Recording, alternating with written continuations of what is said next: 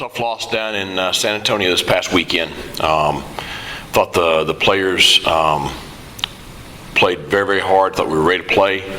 Thought we came out with a lot of energy. Came out and did some really good things there, especially offensively early in the ball game. And against a very, very good team, kind of had a back and forth ball game for much of the day. And you look back at it, just really pleased with the effort of the players. Thought the 4 explosive plays we gave up defensively were obviously ones that we have not been giving up, and the ones that we should make the play, and those were big. I thought that just a few plays here or there. We had 2 trips deep in UTSA territory that we came away with no points.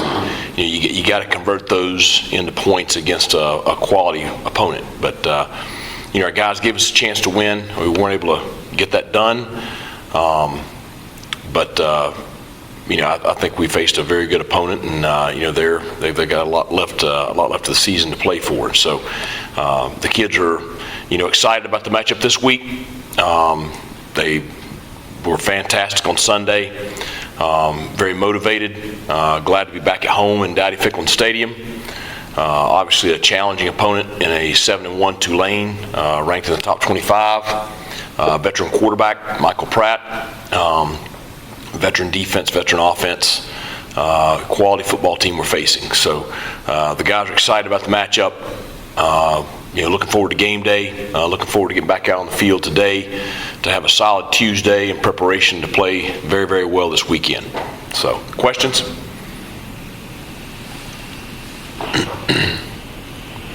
Coach, with obviously the bowl game being off the table at this point, 4 games left, do you treat each one almost like a bowl game in some way, or like what's kind of the message to the team as far as you have 4 games left to make each one count? Well, I think the kids have, we talked about in our leadership council Sunday night.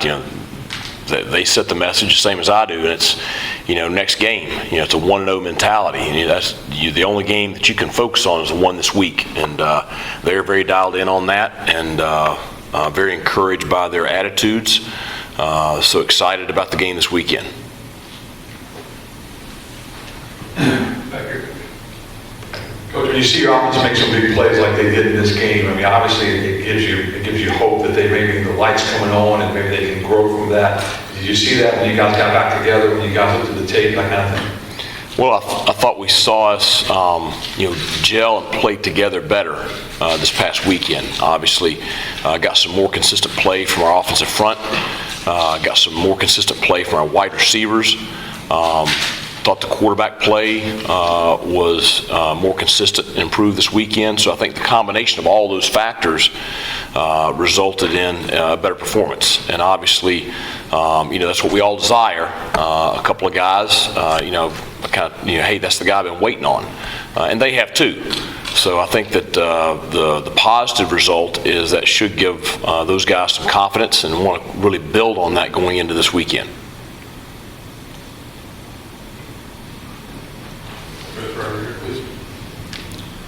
2 years ago, you put up 52 on Tulane and Blue Mountain, and now 2 years later, they're in the top 25. They were going through a 2-win season. Just looking at it, and every situation is different, but looking at that as a coach, is it kind of proves that it doesn't stay tough forever, that ECU can turn it around like Tulane has? Well, every year is a new year, and every team's a new team. There's no doubt about it. The thing is, they had a challenging year 2 years ago, but they had a solid program. We're having a challenging year right now, but we've got a solid program, and we're very close. That's how I look at it, and that's why we stay motivated. You stay motivated by, you look at the way the kids competed and played this past weekend from an effort level. They're very invested in this program. So are the coaches. This is a great place to be. We're excited to be here, and look forward to playing well this weekend, and look forward to getting Pirate football exactly where it needs to be. I preface this with understanding that you want to win every game, but over this next month, does maybe some of that player development kind of take a front seat just with the guys that are going to be here next year and beyond, anything like that? I mean, it's that player development's had a front seat the entire season. I mean, that never stops. The focus for us is to go out and try to get a win this weekend against Tulane. That's the focus. Certainly with, we do have some guys banged up, and so you're obviously going to see some younger guys make their way into the rotation. I think you'll probably see some on special teams at some times, because now we have the ability to give ourselves more depth in the latter part of the season. But the whole focus is how can we help the Pirates have the best chance to win on game day. That's it.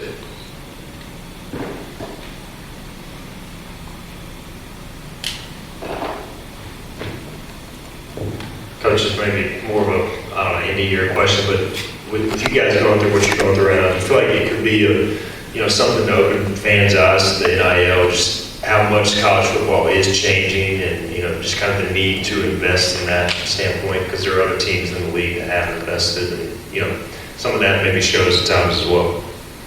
Well, I think that the landscape of college football has changed drastically in the last 2 years. We talked about it this time last year, and I beat that drum pretty loudly at the end of the year last year and all through the winter. The thing is, you do have a lot of teams in this league that have invested heavily, and when I say teams, I mean really the people surrounding those teams have invested heavily in name and image likeness. We're thankful for the name and image likeness endorsements that our student athletes do enjoy here at East Carolina University. Very thankful for Team Boneyard and what they've been able to do. And I would just encourage everyone to take a good look at where support is needed for those student athletes, and to continue to invest in the program. Obviously, it makes a huge difference. And I think that you can probably get some guys to do some research just on the different investment levels of different programs throughout our conference and throughout our division, and see where everything stacks up.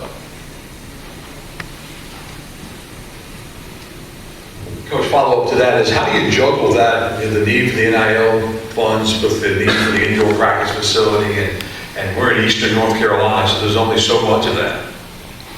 Well, I mean, I think number one, that's probably more of an administration question than a head football coach question. But when you're sitting in my seat, you need both. But at the end of the day, every coach knows you're only as good as your players, and so everything we do is player centered.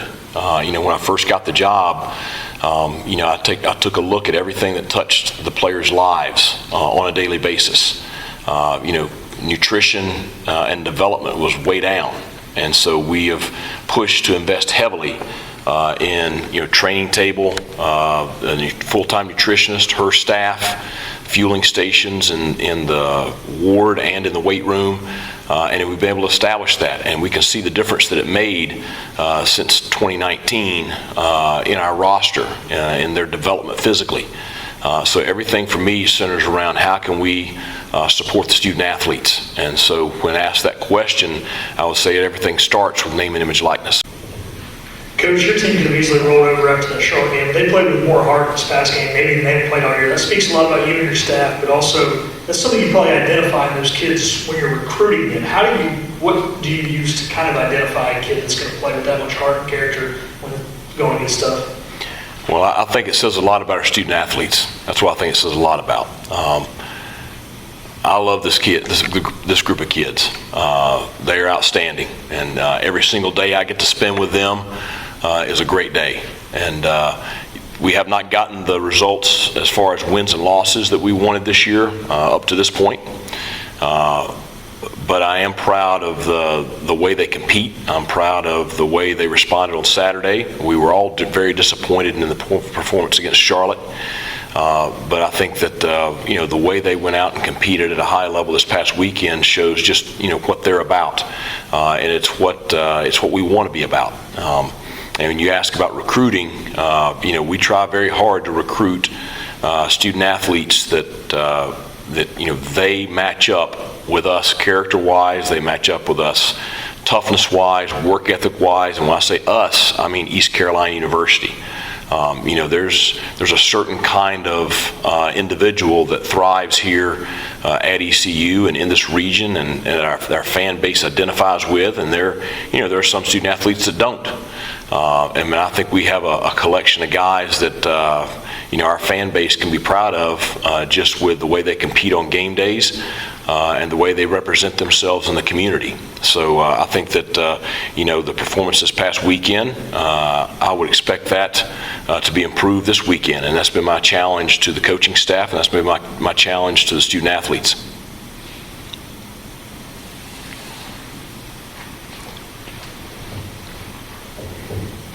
Coach, it was a really hard-fought, tough game last year. Yep. In Tulane. What did you learn about their defense and also about Michael Pratt as you get ready to face them this week?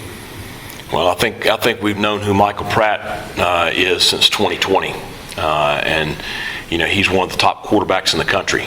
And I told him this summer that I was disappointed to see him returning. So he's a challenge. He is very composed. He's a great leader. He is a guy that makes great decisions in the pocket. Does a good job making plays with his legs. Throws the ball downfield with accuracy, probably as well as anybody in this league. So we have a challenge against him, and he's surrounded by a very talented group of skill kids, wideouts, tight ends, running backs, and a really, really solid offensive line. So we have a tremendous challenge defensively this week facing the Tulane offense. I think their defense they're a little bit different this year. There's still some similarities to last year, but they have a new coordinator who we've known for a long time, and he's a top-notch coordinator. And so they're doing a few things a little bit different, but still, when I look at them, and I can say this really about all three phases, you don't see weaknesses. You see a very solid football team. You see a solid defense. They're going to make you work for what you get. And so that's the challenge for us. But you're facing 7-1 football team with their lone loss being to Ole Miss, and that was a close loss. You're facing one of the best teams in the country. So the challenge is that, and I'll say this: our players are really excited about that challenge. I think that probably gives them a little extra motivation this weekend, and I should see that in practice this week.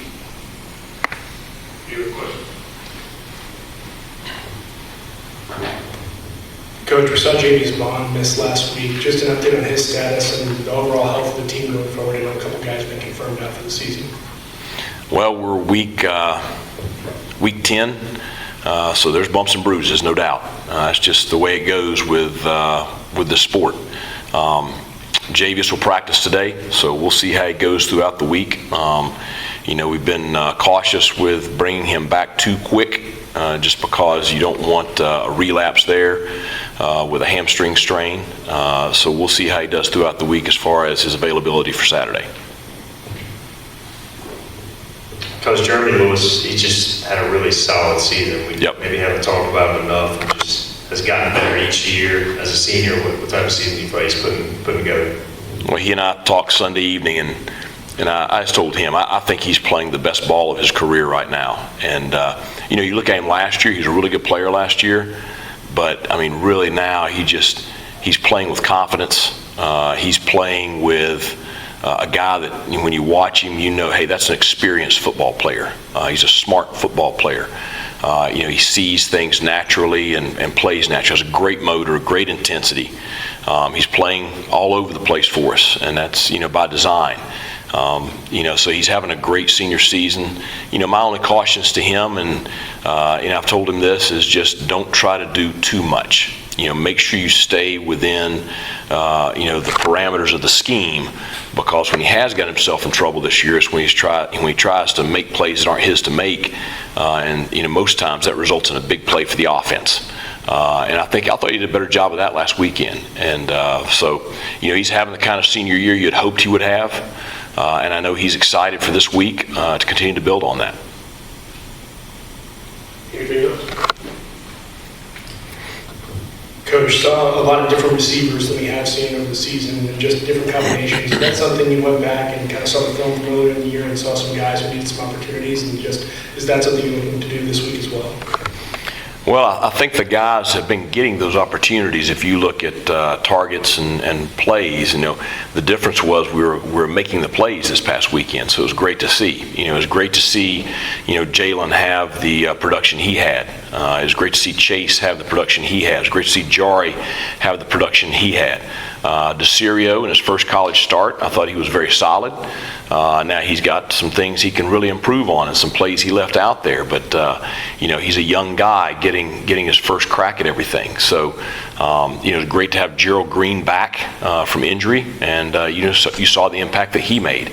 So I think some of the guys you saw make impacts this past weekend is just them really making plays and gaining confidence from making plays. And again, much like a lot we've talked about today, we want them to build on that and improve on that this weekend.